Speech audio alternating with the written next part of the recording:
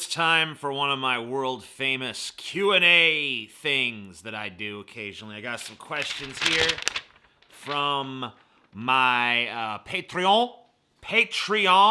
You know, that's how that goes. And I'm going to answer them with my usual wit, insight, and whatever else I've got. What is your earliest childhood memory? Is the first question. That comes from Malachi.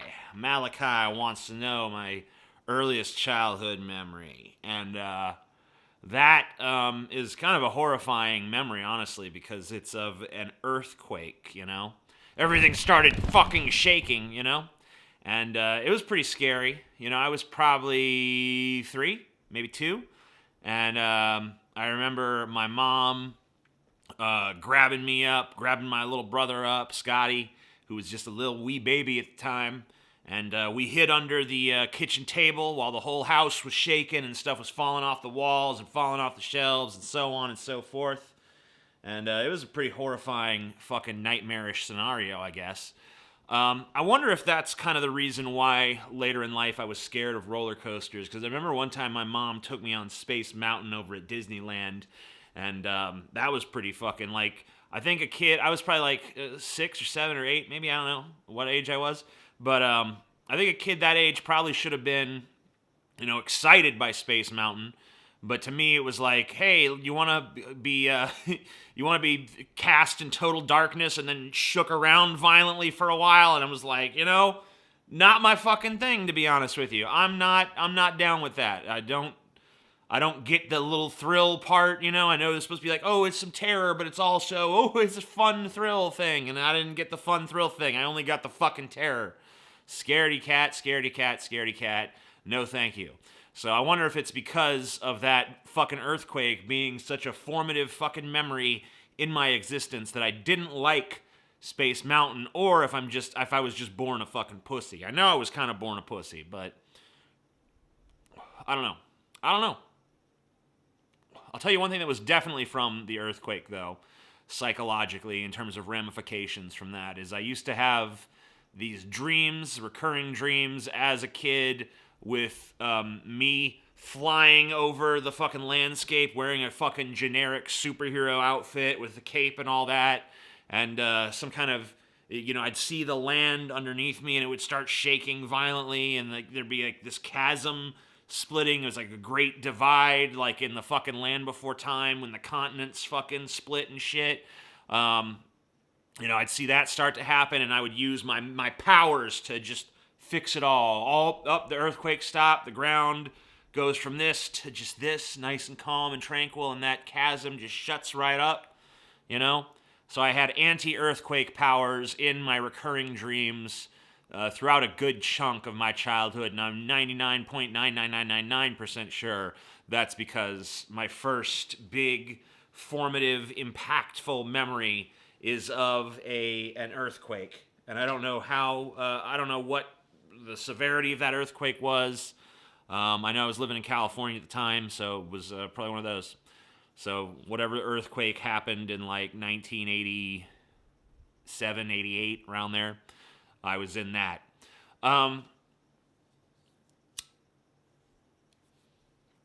Next question actually kind of ties into the whole dream thing, because it's, what do you dream about? If you wouldn't mind laying out a dream you remember well enough to describe, like most weird or revolting. I was in my car, I was on the phone with Scotty and Paul. They were somewhere, I was trying to get to that somewhere. Now, my dreams are always labyrinthian messes that you can't navigate your way through, possibly. So I was just kind of like, okay, I'm driving along, and there's no way to fucking find anything in one of my dreams. You know, if you're looking for something, you're never going to fucking find it, chances are, because it's just a fucking mess. You know, navigability is gone. I have so many dreams about just trying to find something, and I can't because there's just a fucking maze to get there. There's just a giant fucking maze, a tangle of different paths before me, and there's no possible way to navigate towards the thing that I actually want. So I can't get to Scotty and Paul, but along the way trying to find them, I discover a McDonald's that is the size of a Walmart. It's like the super McDonald's, right? And it's gigantic, it's huge, it's the size of a fucking Walmart, as I said. I get out, I go in there, there's like a library in there, there's all kinds of shit in this fucking McDonald's. So I go up to the counter, I order a double quarter pounder and fries and Coke. You get the double quarter pounder combo basically, and they're like, okay, well, it's gonna be a little while, so you just feel free to wander around the premises and do what you want to do. There was this weird little side plot where I lost my wallet, and I was trying to find my wallet, and it ended up being this transitioning transgender woman had my wallet. She wasn't very convincing yet. Still looked very dude-like, but we had somehow switched wallets and we got them back where they need to be. It's not really an interesting subplot, so that's just whatever. But in the time that took, it was like, goddamn, where the fuck is my food? Where's my fucking order? I ordered this shit like 30 minutes ago. What the fuck is going on? I go back to the counter. I'm like, I demand to see the fucking manager. God damn it. Manager shows up. He kind of looks like season 1 Walter White from Breaking Bad. Also kind of looked like my fucking science teacher when I was in 7th grade or so. Had a mustache, no beard kind of look. Real fucking uptight kind of guy. And this dude, he's the manager at this fucking super McDonald's. And I'm like, where the fuck is my food, bitch? What kind of show are you running around here? You guys have this big giant building. You claim to be this fucking extraordinary super McDonald's. And yet 30 minutes later, I still don't have my fucking food. What the fuck is wrong with you? And, he starts to talk about, I'm a veteran, man, I'm a veteran. I'm like, I don't give a fuck if you're a veteran. And he starts crying on me. And he's like, oh, I'm like, whoa, dude. I ain't trying to fucking have no emotional shit going on. Forget about the fucking burger. I'm out of here. So I walk out the door, and this fucking emo scene kind of dude approaches me, and he looks like the fucking, like he'd be the lead singer for some, My Chemical Romance type of band, And he's like, hey man, there's something you ought to see out behind the Super McDonald's. There's something back there that I think you would be interested in. And I'm like, well, I don't know about this, but, maybe I'm going to get jumped, or maybe I'm going to get my dick sucked. I don't know. I'm curious at this point, so I follow him back there. I go back behind the fucking building, and he shows me there's this halfway toppled statue of Daria from MTV's Daria back in the day. Giant statue, about the size of the Saddam statue that we fucking took down in Iraq all famously and shit. And, it's dilapidated, it's rusted, vines are growing around it and shit. It looks ancient. Looks like it was built like 300 years ago or something. He's like, yeah, they built this and they just forgot about it and people don't even know it's here, but it is. And I'm like, oh, that's pretty interesting. He's like, yeah, there's a lot more interesting stuff over here on this side of the fucking building, but to get here, you have to cross this giant fucking chasm, right? There's this giant chasm, and there's a board across it, like this wide, and he just nimbly and deftly walks right across there. He's like, come on, follow me over here. There's all kinds of neat shit. And I'm looking, and I'm like, goddamn, I'm a big, fat, lumbering dinosaur of a goddamn man. There ain't no fucking way I'm gonna cross that fucking thing. It's gonna snap when I'm in the middle, or I'm just gonna lose my balance and fall right the fuck off into this dark and endless abyss that I see. So, no thank you. I'll take my chances over here on this side. And he's like, that side is empty over there. Everything that's fulfilling is over here on this side. Everything on that side is just commercialized garbage. Is that what you want? I'm like, well, that's not what I want, but I can tell you right now, I ain't getting on that side. I'm going to fall in that fucking big dark pit, so I'm going to stay over here where I know I'm safe. And then he's like, okay, suit yourself. And then I woke up. So I don't know. I don't know what was on the other side. I don't know what sort of fulfilling, life-affirming kind of bullshit was over there that I just passed up the opportunity for, but that's the decision I fucking made, and that's the decision I have to fucking live with. Okay? Okay. And that question, that dream question, was from Austin Snyder. This next question here is from Max Bonig, or Bonige, or some shit, I don't know. Serious question, what are the top reasons why you shouldn't kill yourself? I think people who commit suicide are taking life probably a little bit too seriously. Like me personally, my heroes in life consist, my two people that I truly idolize consist of a cranky old man who was angry at everybody. Cranky old hippie, really, who was angry at everybody. And and a fucking, a dude who likes to smear makeup all over his face and sing like this. Oh, yeah. So that's where I'm at in terms of my existence. That's how seriously I'm taking this shit. So I think people who want to kill themselves are probably taking life, like, not even just a little too seriously, but way too fucking seriously. Which I don't understand, because a lot of people associate suicidal thoughts with nihilism, and I never understand the type of nihilism that makes people depressed. I never understand the type of nihilist who's like, oh, it's all meaningless. When my thing is like, yeah, it's meaningless! None of this shit really matters! Woo! That's my nihilism, and that's the kind of nihilism I encourage people to fucking embrace. But I don't know what separates the two nihilisms, because it's not really different. It's just how you fucking feel about the meaninglessness of life, and I don't know if people can necessarily control that.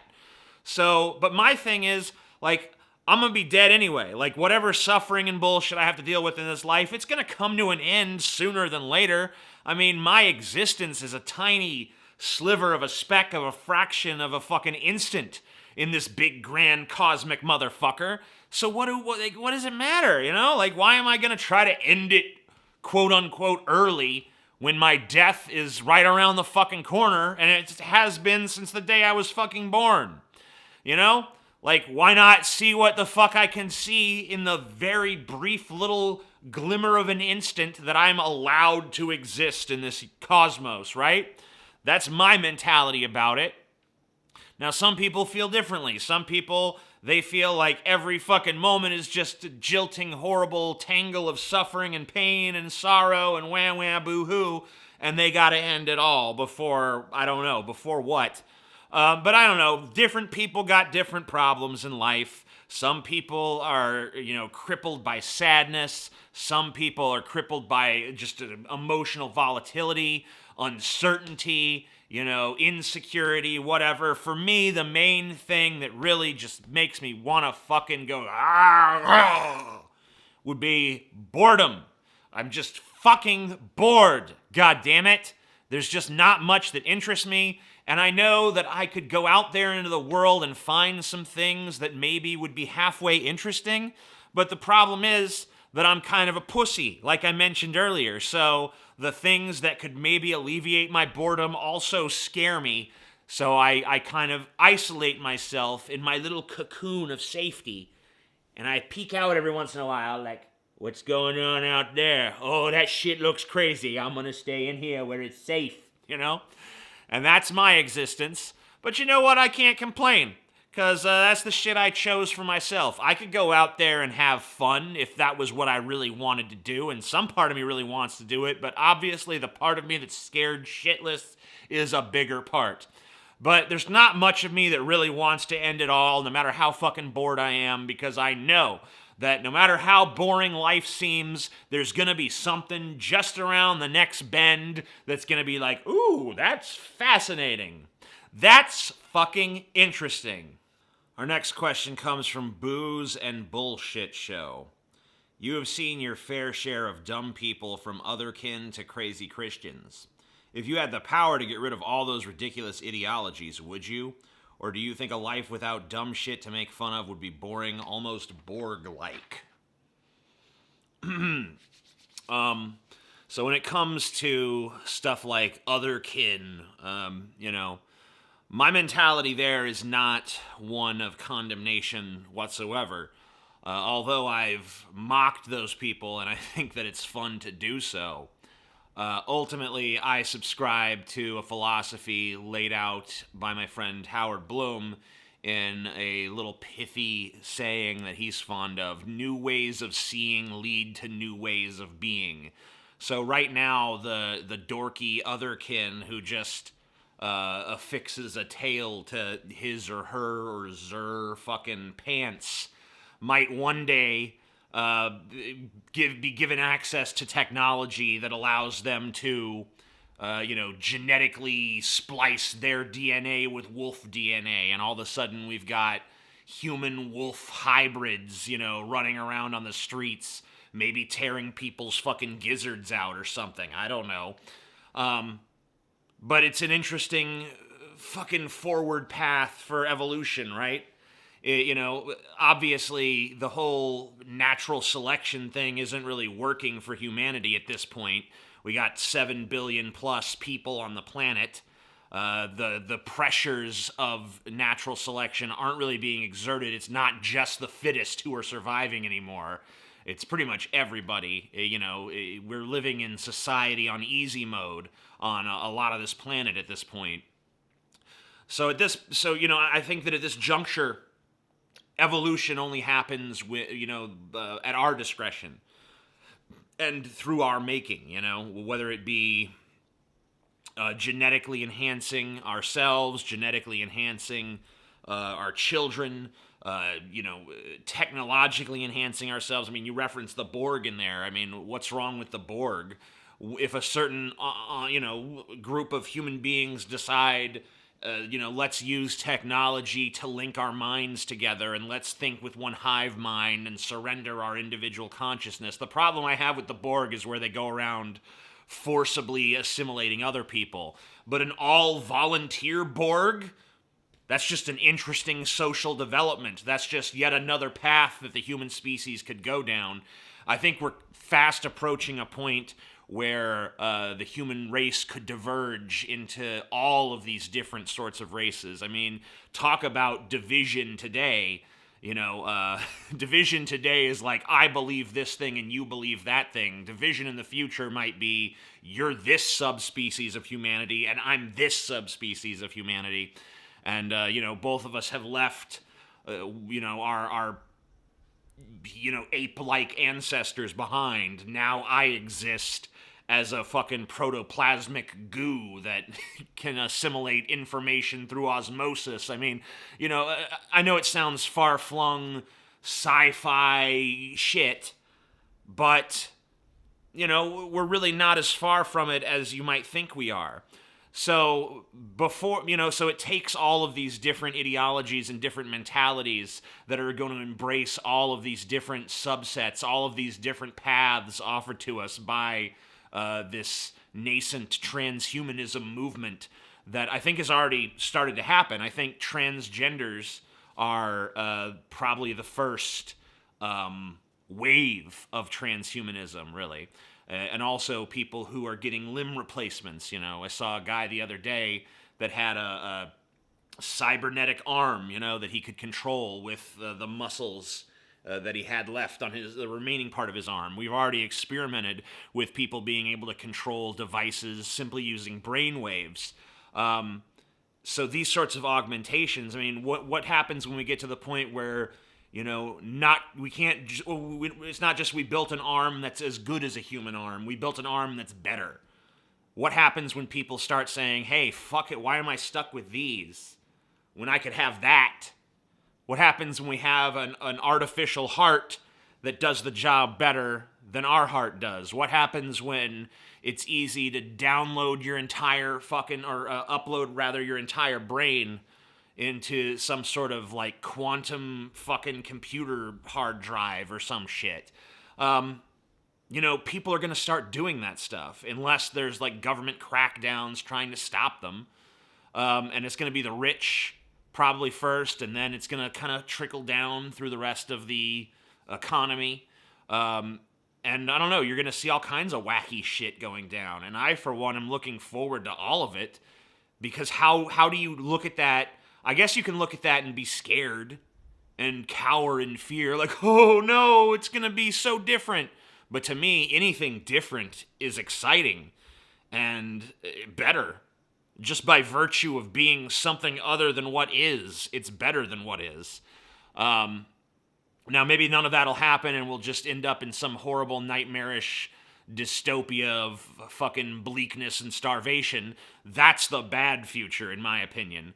That path is the one that's going to lead nowhere. But the path that has all sorts of different races of fucking, you know, enhanced humanoids, maybe even getting rid of the humanoid form and just having like some origin in humanity, but now you've progressed to some other state. That sounds fascinating, and I, for one, am looking forward to it. And I think things like Otherkin or, stuff like that is just phase one. Phase one, early stages of transhumanism. It's a mentality that's going to eventually carry over into something far more interesting than what it is now. That's my opinion. Charles Houston asks, do you agree with the sentence given to Amber Geiger? Do you think it was fair or unfair, or do you have a completely different opinion on what happened? I don't really want to get. I don't believe in concepts like fair and unfair. I don't think that they're of any real value in this world. There's what is, and there's what you wish would be, but isn't.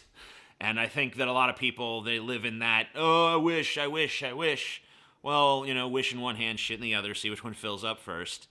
I think it's kind of funny that I often see these memes and stuff where they show a picture of someone who committed a relatively minor crime and got a very severe sentence, and then they juxtapose it with someone like Amber Geiger, who committed a very serious crime and got what some people perceive to be a lenient sentence. And the argument that they always derive from the meme is, shouldn't she have gotten a harsher sentence? Well, that's one way to look at it, but why not look at the inverse and say, hey, isn't that even more reason why this person deserved a less harsh sentence and deserved more leniency and more forgiveness?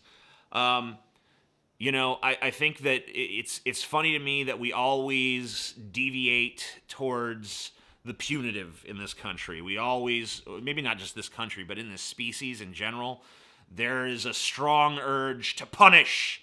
Oh, they done wrong, and now we gotta punish. Punish. And I just don't really get with that mentality. I think that, obviously there are some instances where punishment might be justified. I'm not saying that it's just universally lame or a bad idea, but we definitely have a very vengeance-driven mentality when it comes to our justice. It seems to me like instead of complaining when someone gets too lenient of a sentence, we should be more outraged when someone gets too harsh of a sentence. And once again, this is all subjective. I mean, these are just decisions that are or, could be or are not, whatever. If Amber Geiger got 1,000 years in prison, that's just the way things are. If she got 10 minutes in prison, that's just the way things are. If we decide that she's a fucking hero and pin a medal to her chest and parade her through the streets like a great champion of freedom, that's just the way things are. And no one can really say with any sort of genuine moral authority, because there is no such thing, that she deserved otherwise. That's where I'm at. But, as long as we acknowledge that our opinions are subjective, my opinion is that if it was truly an accident, 10 years is harsh. If it wasn't an accident, 10 years, maybe that's about where I'd put it. I don't think that people should be killing each other, not for moral reasons. I don't think people should be killing each other because it disrupts social cohesion in a way that inhibits progress towards the desired future that I would like. But it's all subjective.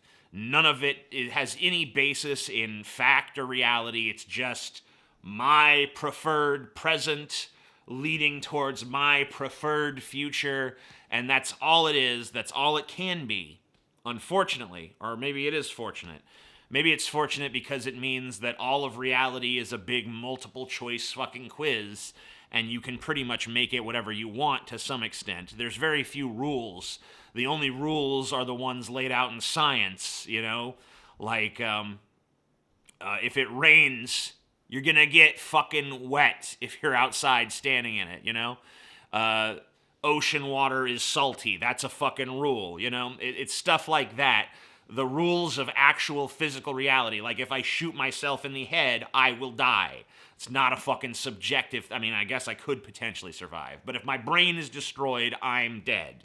There's no arguing that. That's not subjective.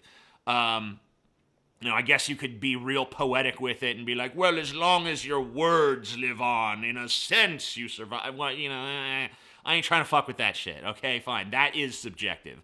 But in a very real, physical, immediate sense, if you blow my fucking brains out, I am dead. That's a rule. There's no rule that says that this punishment deserves this, that this crime deserves this punishment. There's no rule that says, I mean, you know, other than the ones we made up, is what I'm saying. I don't know if I've explained myself well on this. Hopefully, it at least gets the gears turning and you fucking have some vague semblance of what I'm trying to get at there. It is difficult to navigate. So Chef JBRD says, why the fuck did you get married? Because I wanted to. I don't know. I love my girlfriend, and that's why I made her my wife. I believe in the institution of marriage. I think it's a great way to signal to the world that, you know, this person is special to me, that we are a team, we are a unit, we are, to some extent, to the greatest extent that we possibly can be, one entity, driven forth by one force, driven towards one singular goal, which is the continued evolution, enrichment, advancement of ourselves, that we are a team to the exclusion of all others. Any other team that I might be on is secondary to the team that she and I represent. It's a signaling to the world of those essential facts. And it's a symbol to me of the love that we share, the love that I have for her, the love that she has for me. You know, and I think that, you know, it's a legally binding fucking contract that exists between us. And it says that this is not something to be cavalierly dismissed or disregarded, that this is a serious, lifelong commitment. And that's how I view the fucking thing, especially after the failure of my first marriage. My first marriage, unsuccessful, did not work. I didn't really want to do it. It was something that I felt I was pressured into. But whatever, it doesn't really matter at this point. I feel like I learned the lesson from that. Some people would say the lesson is don't get married again. I think the message is don't fuck up the marriage again. So I feel like I have a much better approach this time. Much better sense of, you know, quid pro quo. Like, you know, we do things for each other. We look out for each other and our best interest. The best interest of each of, you know, I look out for her best interest. She looks out for my best interest. We look out for the best interest of us as a collective, together as a team. And that's really all I could possibly say about it, you know? And I understand that marriage isn't for everybody. For some people, it's antiquated. For some people, it doesn't have that same symbolism. It might have a different symbolic meaning. You know, it might feel like shackling yourself to somebody else or something like that, and that's not something you want to do. But for me, and the internal framework of symbology that exists within my fucking tainted ego, it was a good idea. It remains a good idea. I stand by my decision 1,055.7%. Next question comes from one. Is learning to cook worth the time compared to just buying frozen shit and microwaving it? I mean, if you have to ask that question, probably no.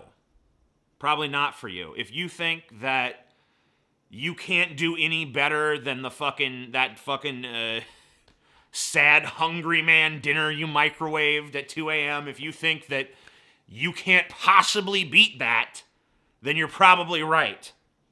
But if you have a little bit more love for yourself and you think that you can do better for yourself and you think you can create something of actual culinary worth that is going to tantalize your taste buds and fulfill you in that deep, almost metaphysical way that only good food truly can, then yes, it is worth it. But the fact that you're asking me this makes me think to you it's not. Because to some people, eating is not a pleasure activity. It's just a chore. It's like, okay, my body needs food now. Okay, I got food. I'm good. Good little drone. Gonna keep on keeping on.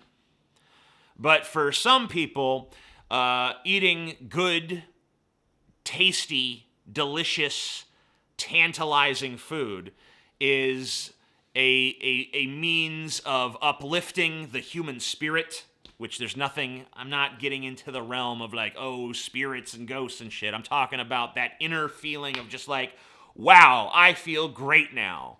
You know, you can sit down to a delicious meal feeling fatigued and forlorn, and the weight of the world is on your shoulders, and everything is just shit. It's all just shit, it's all garbage, and then you fucking eat that tantalizing, delicious meal, and it's like you rise up with some pep in your step. Or sometimes you just fall into a food coma, but it's nice. You know, it's a nice, pleasant, like, like I've been wrapped in a cocoon of warmth and love, and now I just get to fade away into a peaceful slumber, you know?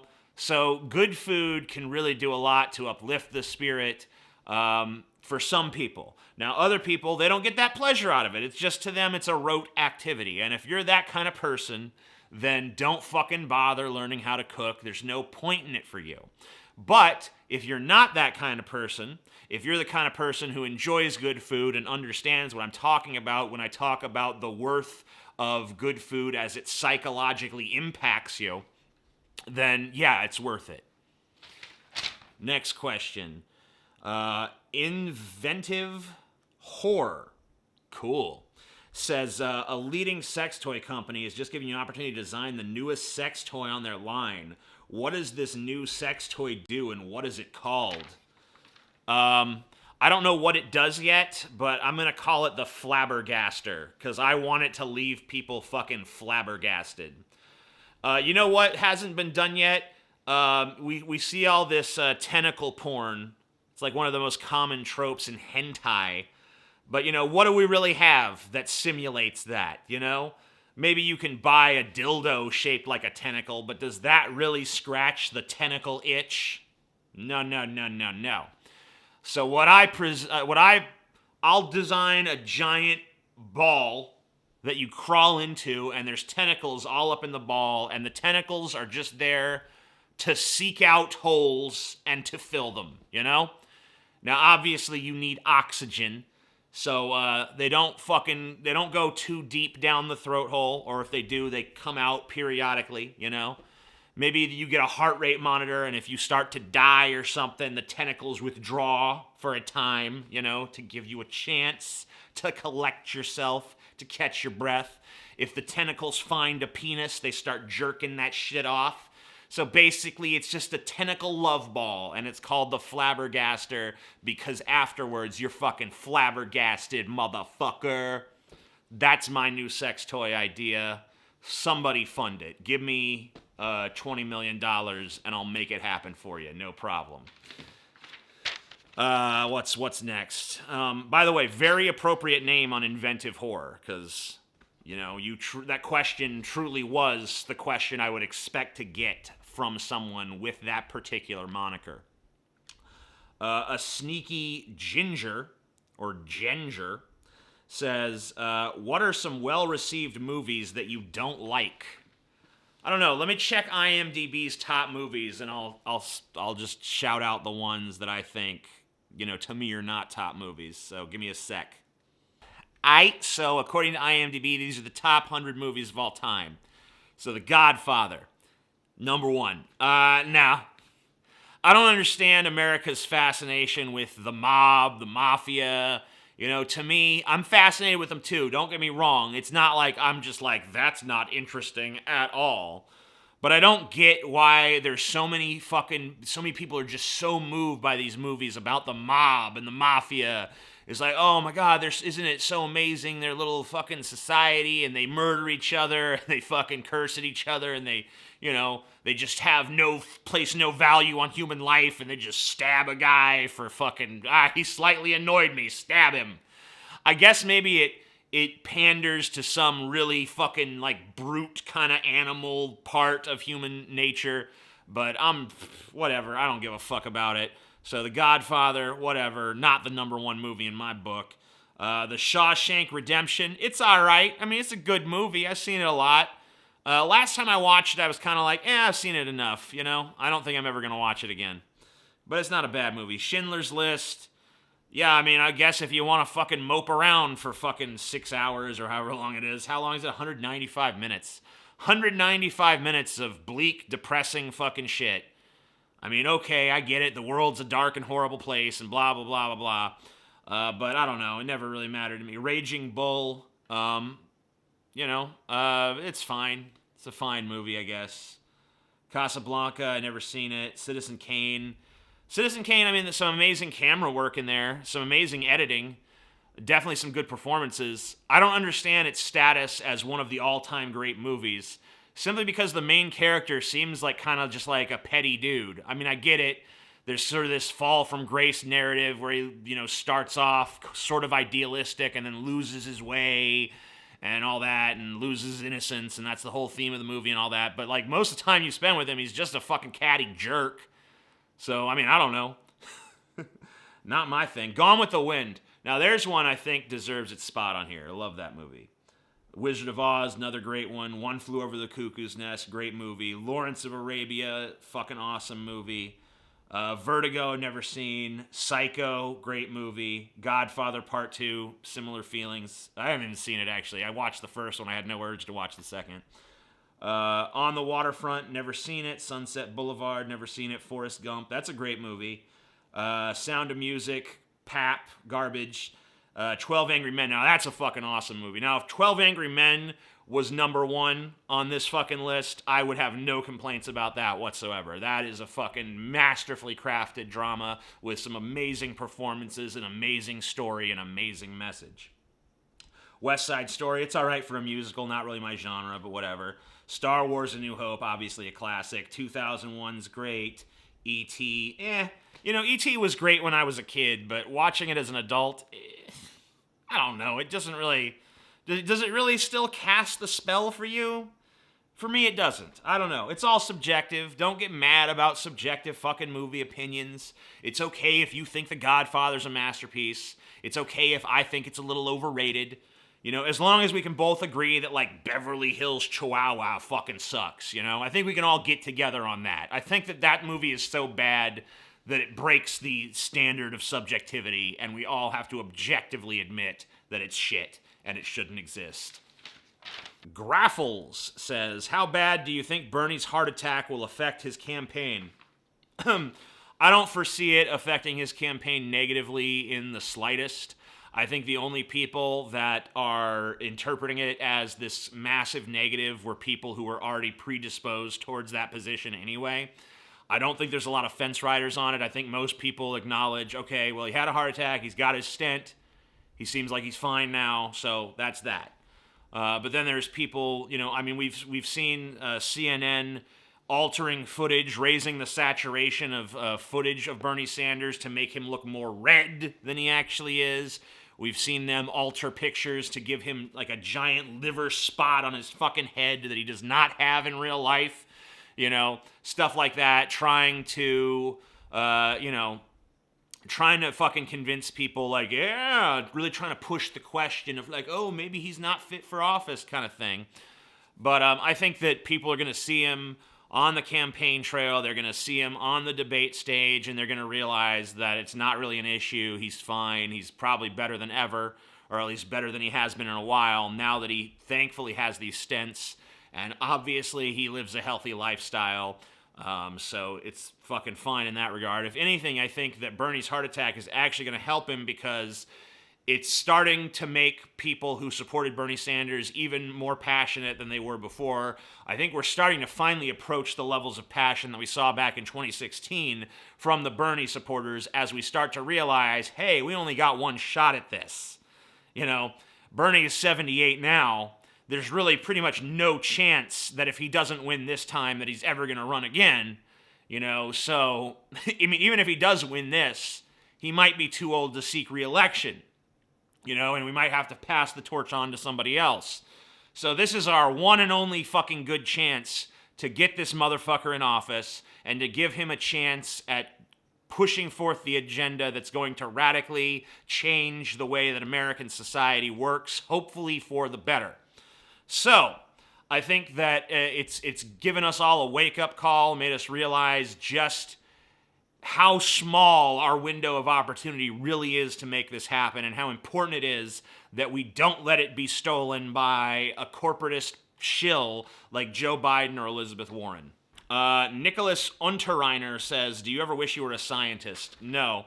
I'm much more comfortable in the realm of the subjective, where I can pretty much behave like a god of my own little universe. I respect science. I respect what science has to say. I respect the discoveries made by science. I respect the new paths forward that scientific progress opens up for the human species. But I'm not personally inclined to be part of it, simply because the progress of science is very incremental, and it requires stringent discipline, and it requires, I think, a lack of ego. Not that all scientists have lacked ego, but I think that it, overall, the endeavor of science itself requires that you take your ego out of it, you take your own personal opinions out of it, and you just let the science speak for itself. That's good science, and I don't think that I'm built that way. I think that I'm much better off, ranting and raving about how one day the Otherkin of today will become the werewolves of tomorrow thanks to gene splicing and shit like that. So I'm much more comfortable in the realm of endless possibilities and endless subjectivities and trying to make a convincing argument for whatever obscure philosophical, social position or whatever I might take at any given moment. That's where I'm at, and that's where I feel comfortable, and I feel that there is a valid social function behind that. I think that scientists and the work they do immeasurably valuable, and we should fucking be endlessly grateful to the things that science has wrought upon this earth, but not what I'm built for, personally. SkankHunt42 asks, how should people deal with the fear of being ostracized from their political or social tribe? Disagreements no longer seem to be tolerated. Okay, so if you feel like you have to bend what you think to fit in with a collective, then fuck that collective. If you find that you are already totally and completely in line with what some collective of people is trying to accomplish or trying to promote, then by all means, join up. But the second that they say, well, if you don't think like this, then you're out of the club, your response is, well, then I guess I'm out of the fucking club, because I'm not surrendering my ability to think independently for anybody. Unless your mentality is such that you do value being in a collective over your ability to think independently, which some people are like that. And if you are like that, yes, be honest with yourself and say, okay, well, if the club says I have to think this way, then I guess I'm going to think that way. But make sure you're doing it for you and not because you want to fit in. Make sure that it's because you have a genuine, heartfelt, deep conviction that collectivism is the way to go, and that sometimes the individual must cede their thoughts to the whims of the group. Now, I don't understand that mentality personally, and from my way of thinking, any group that tries to change me, I'm either going to attempt to change the group instead, and if we reach an impasse where I'm not being flexible, they're not being flexible, then fuck them. Fuck them. Disregard. Disengage. Because what value are they to me at that point? To my way of thinking, not much. I don't need a group of fucking yes men. I don't need a group of friends. I don't need a group of people to tell me what to think. I don't need a group of people to tell them what to think. I want to share ideas, of course. That's why I do stuff like this. But, there's a difference between sharing an idea and making a pronouncement or an edict or declaring that something is so. And, maybe the day will come that I see the value in joining up with a collective in such a way. Or maybe even trying to form my own collective in such a way. But that day has yet to come. When it does come, you'll definitely know about it. Duncan Minutes, final question. How do you deal with irrational anger and negativity? Why do you assume that your anger and your negativity must be irrational?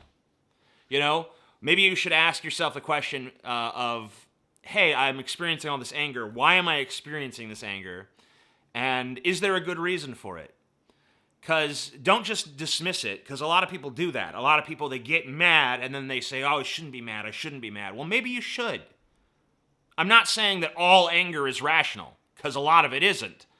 But I think that sometimes people dismiss their own rational anger as being irrational simply because it feels wrong to be that angry. It feels wrong, like they feel like they're overreacting, and people around them make them feel like they're overreacting. But you should at least ask yourself, and the logical question, once you're no longer angry, by the way, calm down, examine your anger, examine the reasons for your anger, and ask yourself, maybe there is a fucking legitimate reason here for me to be upset. And as far as irrational negativity goes, I can tell you that, most negativity is not irrational. You look around the world, there's plenty of fucking reasons to interpret things negatively. But you should also remember that in a fucking subjective and meaningless universe, a lot of times the things you interpret negatively, you can also interpret positively. And there's really no difference in it other than what's going on in your brain. I think there's a famous quote in Paradise Lost, which I'm about to butcher, but I'm fond of it. I'm fond of the concept behind it. It's the mind in and of itself is a place, and it can make a hell of heaven a heaven of hell. Milton said that. I butchered it in the paraphrasing, but it's a beautiful fucking sentiment, and I happen to believe that it's 100% true. I think that you can be in what some people would perceive as the direst and worst of circumstances and find some way to make it work to your advantage, some way to say, actually, it's a good thing that this is happening and that this has transpired. I also think, and I've seen this, this is exemplified countlessly throughout our culture, people can be given lives of ease and comfort and everything's working out just fine, but they're miserable. They're fucking miserable and everything sucks. And I think a lot of times it's just because, I think a lot of negativity and misery and shit like that honestly comes about because there's this giant chasm in all people that exists between what they want to be and what they are.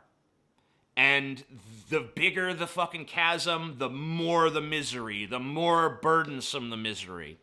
The more it just weighs on them every second of every fucking day. Yeah, I'm this, and that's okay, but I wish I was this other thing over here. So, the only advice I can give there, if that happens to be the source of some of the negativity that you're feeling, is try to bring the dots a little closer together. In other words, try to get a little bit closer to the person you want to be, and try to also pull back that expectation a little closer to where you are. Try to meet in the middle a little bit. You're never going to close the gap, because there's just some things that are never going to happen. There's always going to be unfulfilled dreams that linger on in your fucking heart that you can never fucking possibly manage to achieve because whatever reason. But I always think you can get a little closer to that ideal self, and you can always bring that ideal self a little bit closer to reality. You can't make the gap disappear, but you can shrink it down a little bit, and hopefully that'll ease some of the suffering and negativity that you might be experiencing. And that's the Q&A. Hope you enjoyed it. If not, fuck you! Ha ha ha ha! Bye.